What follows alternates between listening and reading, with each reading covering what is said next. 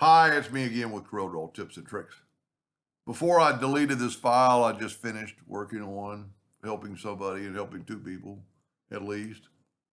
Before I deleted, I thought I'm going to play around with the interactive fill tool because a lot of people might not know about the ellipse part of it and how this would really look cool.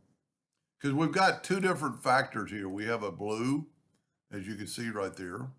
So what we're going to do, we're going to get the interactive fill tool, and I'm just going to swipe across, doesn't matter where, but then I'm going to go up to the elliptical fountain fill, and I'm going to put that in the center, and I'm going to grow this outward. Whoa, I do that all the time. Grow this outwardly, kind of to the edges. Now, if you look, I'm going to put an orange in the center, and this is only affecting the blue, the dark blue, and I'm going to put well, I should have really put a red there, and maybe put a yellow in the center. That I was actually looking at this center. So you've got that kind of done. You could play around with it more. We could put in another yellow.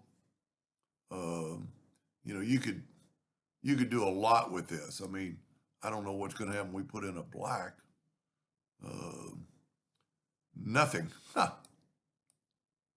That is weird. There it is. It was because I'm outside the circle. So I can double click on that and take that away. Now, click off of it and click your other blue, as you can see down here, interactive fill tool, and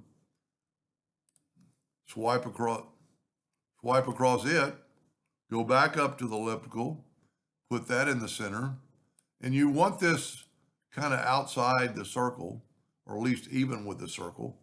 This will make it an oblong shape. So, it'd be better not to play around with that in this case. We're still not exactly right. Anyway, that's good enough for the video. So here we're going to put this orange in the center and yellow on the outside. And look how much it changes it. And then again, you could add a little bit of orange, further out of the circle, or do whatever you want to with it.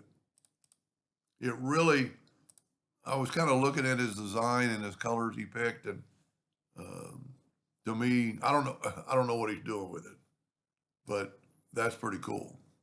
Anyway, I hope that helps somebody someday, and thank you for watching.